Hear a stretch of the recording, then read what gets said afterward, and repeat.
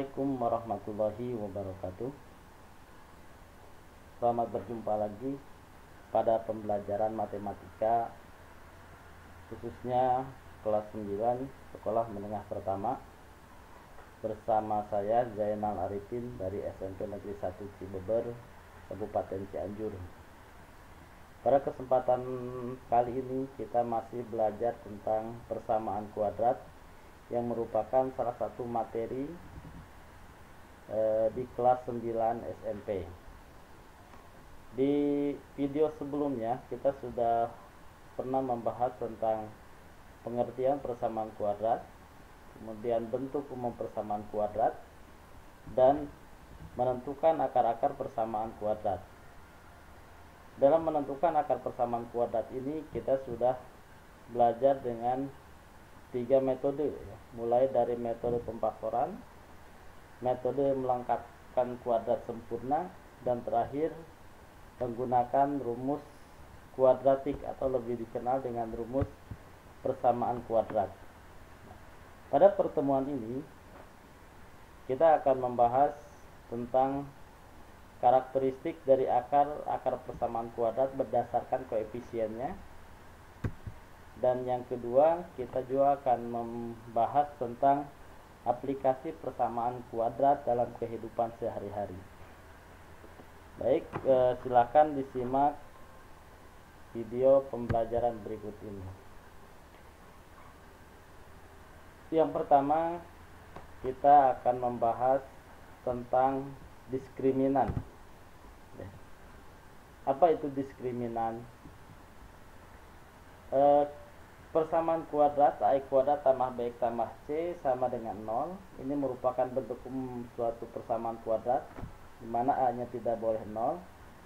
Kemudian di pembahasan sebelumnya kita sudah mengenal rumus kuadratik, ya, di mana ini adalah bentuk rumus kuadratik atau lebih dikenal dengan rumus ABC, di mana rumusnya adalah negatif B plus minus akar B kuadrat kurangi 4AC per 2A. Nah, kalau kita perhatikan rumus ini, kita akan menemukan B kuadrat dikurangi 4AC, ya, yang diberi tanda kuning ini. Nah, di dalam persamaan kuadrat ini yang dinamakan dengan diskriminan, ya. Jadi diskriminan itu kalau kita rumuskan sama dengan B kuadrat kurangi 4 kali A kali C. A, B, C ini merupakan koefisien dari persamaan kuadrat ini, ya. Nah, lalu apa fungsinya dari diskriminan ini? Ya. Diskriminan ini yaitu suatu nilai pada persamaan kuadrat yang membedakan banyaknya akar persamaan kuadrat. Jadi dengan tahu diskriminan kita bisa membedakan banyaknya akar-akar persamaan kuadrat, ya. Apakah suatu persamaan kuadrat itu memiliki akar-akar, artinya memiliki penyelesaian, ataupun tidak punya akar real, ya. Kita ini dipengaruhi oleh nilai D-nya. Jika D-nya kurang dari 0, maka persamaan kuadrat itu tidak memiliki akar-akar. Artinya tidak memiliki akar real, ya. Kalau D-nya sama dengan 0, maka persamaan kuadrat itu memiliki akar-akar kembar. Artinya X1 dan X2-nya itu sama, ya. Jadi dia hanya memiliki satu akar. Nah, kalau D-nya lebih besar dari 0, maka persamaan kuadrat ini memiliki dua akar yang berbeda. Jadi ini karakteristik yang pertama dari sebuah persamaan kuadrat, ya. Jadi kita mengenal ada yang namanya diskriminan, yaitu suatu nilai pada persamaan kuadrat yang membedakan banyaknya akar persamaan tersebut, ya. Makanya disebutnya diskriminan, biasa disimbolkan dengan D. Nah, kita lanjut kepada yang kedua, masih berkaitan dengan karakteristik, kita mengenal ada yang nama jumlah dan hasil kali akar persamaan kuadrat, ya. Jika X1 dan X2 merupakan akar-akar persamaan AX kuadrat tambah BX tambah C sama dengan 0, dimana A-nya tidak sama dengan 0, ya, maka jumlah akar-akar tersebut itu sama aja dengan negatif B per A. A, B ini adalah koefisien dari persamaan kuadrat ini. Sedangkan hasil kalinya X1 kali X2 itu sama dengan C per A, ya. Nah itu kita peroleh karakteristik dari persamaan kuadrat, ya. Jadi kita hanya dua, ada diskriminan, ada jumlah, dan hasil kali akar-akar persamaan kuadrat. Untuk selanjutnya, supaya kita lebih paham, coba perhatikan contoh berikut ini. Tentukanlah diskriminan persamaan. Yang pertama, X kuadrat kurangi 4X kurangi 5 sama dengan 0. Yang B, 2X kuadrat kurangi 5X tambah 3 sama dengan 0. Ya. Baik, di sini yang diminta adalah nilai diskriminannya, ya. Kita lihat dulu yang A. Dari persamaan kuadrat ini, X kuadrat kurangi 4X kurangi 5 sama dengan 0, kita peroleh bahwa nilai A-nya adalah 1, nilai B-nya negatif 4, dan C-nya negatif 5. Nah, maka untuk mencari diskriminannya itu tinggal tadi, B itu B kuadrat kurangi 4A kali C. Kita tinggal mensubstitusikan nilai A, B, C-nya terhadap rumus determinan ini. B-nya negatif 4, negatif 4 pangkat 2 itu 16, kurangi 4 kali A-nya 1 kali C-nya negatif 5. Negatif 4 kali 1 kali negatif 5 adalah positif 20, berarti D-nya 36, ya. Artinya apa? D-nya ini lebih besar dari 0. Tadi kalau lebih besar dari 0, artinya tadi di awal kalau D-nya lebih besar 0, maka persamaan kuadrat ini memiliki dua akar yang berbeda, ya. Kalian bisa membuktikan mencari akar-akarnya dengan menggunakan metode yang sudah kita pelajari, ya. Bisa dengan pemfaktoran, karena ini bisa difaktorkan, bisa dengan kuadrat sempurna atau menggunakan rumus, ya. Lalu bagaimana yang kedua, yang B? Kita lihat 2X kuadrat kurangi 3X tambah 3 sama dengan 0. Di sini kita peroleh A-nya 2, ya. B-nya negatif 3 dan C-nya 3. Maka D-nya itu sama seperti halnya di atas, kita tinggal mensubstitusikan aja nilai A, B, dan C ini terhadap rumus ini. Maka akan diperoleh negatif 3 pangkat 2 kurangi 4 kali 2, A-nya 2, C-nya 3, ya. Negatif 3 pangkat 2 9 kurangi 24 negatif 15. Artinya D-nya ini kurang dari 0. Jika D-nya kurang dari 0, tadi persamaan ini tidak memiliki akar-akar, artinya tidak memiliki penyelesaian yang berupa bilangan real, ya. Nah, itulah contoh bagaimana kita menghitung atau menentukan nilai diskriminan dari suatu persamaan kuadrat, ya. Baik, kita lanjutkan contoh yang kedua yang terkait dengan jumlah dan hasil kali akar-akar persamaan kuadrat, ya. Di sini kita punya persamaan kuadrat X kuadrat kurangi 5X tambah 6 sama dengan 0. Yang diminta adalah X1 tambah X2 nya berapa? X1 kali X2 3, X1 tambah 3 kali X2. Yang B, X1 kuadrat ditambah X2 kuadrat.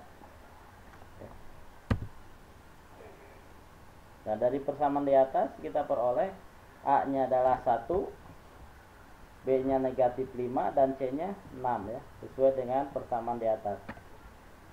Maka nilai X1 tambah X2 seperti tadi depan sudah disampaikan, X1 tambah X2 itu negatif P per A, berarti negatif 5 per 1 ya, diperoleh nilainya 5.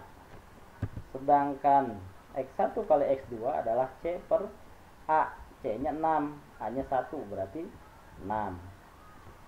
Yang C 3X1 tambah 3X2 berdasarkan sifat distributif ini bisa kita sederhanakan menjadi 3 kali dalam kurung X1 tambah X2. X1 tambah X2 itu di atas kita sudah dapat nilainya adalah 5, berarti 3 kali 5 yaitu 15 ya. Dan yang terakhir, nah ini yang diminta adalah X1 kuadrat ditambah X2 kuadrat. Nilai ini akan sama dengan X1 tambah X2, ini maaf ini harusnya X2 ya, dikurangi 2X1 X2. Nah, dari mana kita peroleh ini? Coba kita lihat. Ini berawal dari ini. X1 ini dalam pakai kurung harusnya X1 tambah X2 ya. Maaf ini kesalahan, harusnya X1. Ini harusnya X1 tambah X2 nih. Pangkat 2 maka akan diperoleh X1 kuadrat ditambah X2 kuadrat ditambah 2X1 kali X2. Sehingga kalau kita sederhanakan ini ke ruas kiri ya, yang X1 kuadrat tambah X2 kuadrat, maka akan menjadi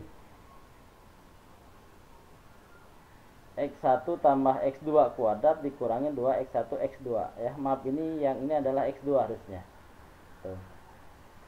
Nah, berdasarkan rumus ini kita peroleh berarti X1 tambah X2 itu tadi udah dapat 5. 5 pangkat 2 kurangi 2 kali X1 kali X2 adalah 6 ya. Nah, itulah mengenai karakteristik akar-akar persamaan kuadrat berdasarkan koefisiennya.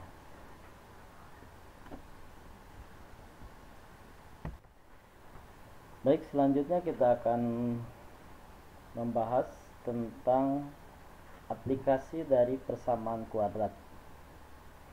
Di sini akan diberikan contoh-contoh yang berkaitan dengan persamaan kuadrat, artinya masalah yang bisa kita selesaikan dengan menggunakan persamaan kuadrat.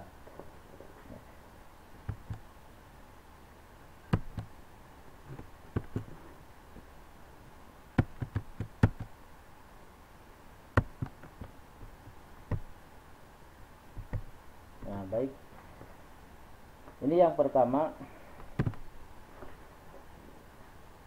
Misal ada soal seperti ini.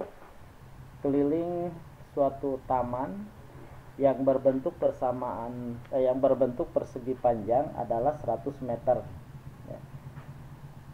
Jika luas taman 400 meter persegi, tentukanlah panjang dan lebar taman tersebut ya. Jadi di sini ada konsep keliling, ada luas ya, luas persegi panjang. Yang diminta adalah berapa panjang dan lebar taman tersebut ya. Nah, baik, untuk menyelesaikan permasalahan seperti ini kita bisa membuat suatu pemisalan ya. Jadi misalkan panjang taman itu kita misalkan dengan P. Nah, keliling persegi panjang, kalian tentu sudah tahu bahwa keliling persegi panjang itu adalah 2 kali panjang tambah lebar ya. Di soal kita peroleh keliling persegi panjangnya itu 100 meter. Maka di sini 100 sama dengan 2 kali panjangnya kita ganti dengan P, sedangkan lebarnya kita tetap saja. Kalau kita sederhanakan, ini kita bagi 2, maka diperoleh 50 sama dengan P tambah lebar. Kalau kita nyatakan dalam lebar, maka menjadi 50 kurangi P ya. Oke, sampai sini kita lanjutkan. Yang kedua itu ada luas, ya. Luas persegi panjang, kalian tentu sudah familiar ya dengan luas persegi panjang, yaitu panjang kali lebar. Di soal kita sudah ketahui bahwa luasnya itu adalah 400 meter persegi, maka kita substitusikan. Kita gantikan luasnya dengan 400, panjang kita ganti dengan P, dan lebarnya kita ganti dengan 50 kurangi P, ya. Kalau kita sederhanakan, kita distributif, gunakan sifat distributif, maka akan diperoleh P kali 50 itu 50P, P kali P adalah P kuadrat, ya.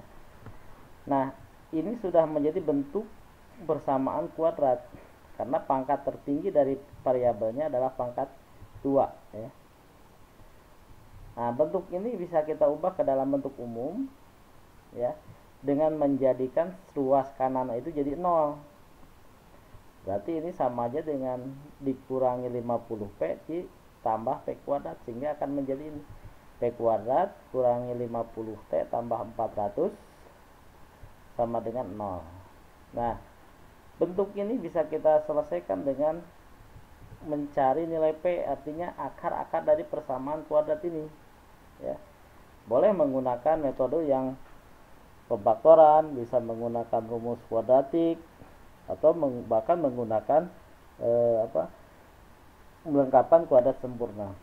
Tapi di sini karena ini adalah bentuk persamaan kuadrat yang bisa kita faktorkan, maka kita gunakan pemfaktoran saja.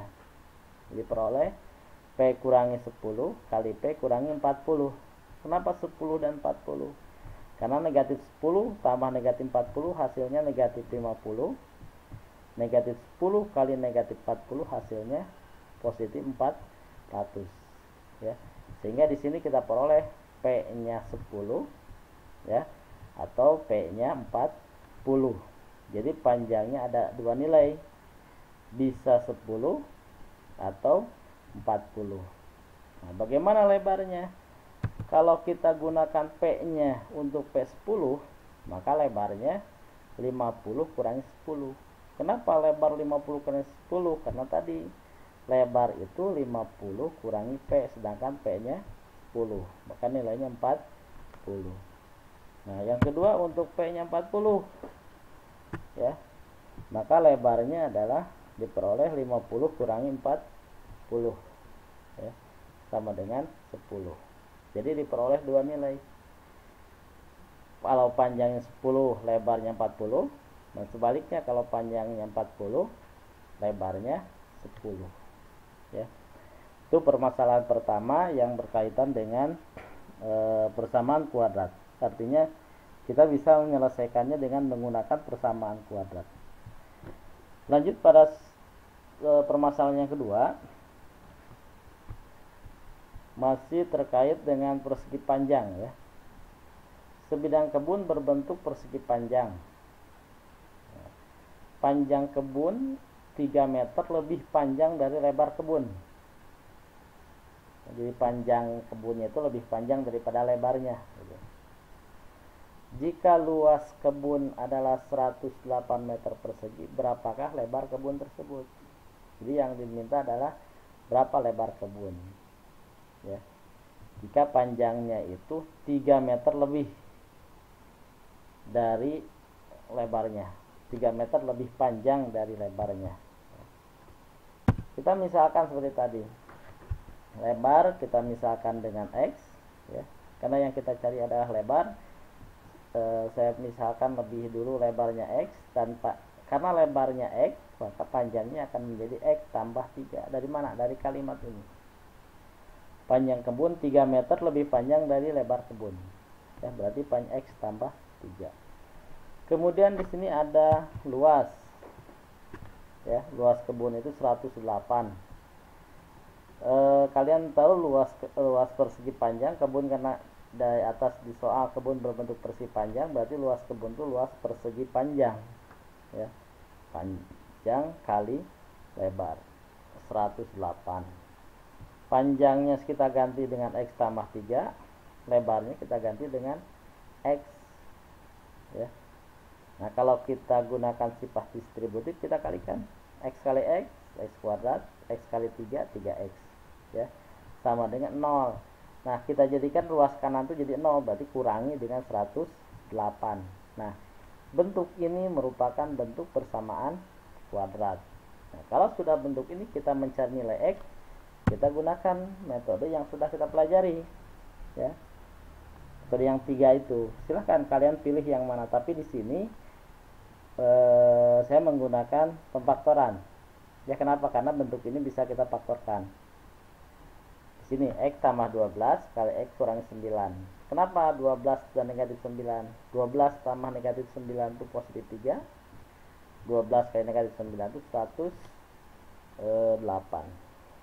Ya. Sehingga di sini akan kita peroleh nilai X pertama negatif 12, ya. Dan X yang kedua adalah 9. Nah, selanjutnya mana nilai yang memenuhi? Yang X negatif 12 bisa dikatakan tidak memenuhi, ya.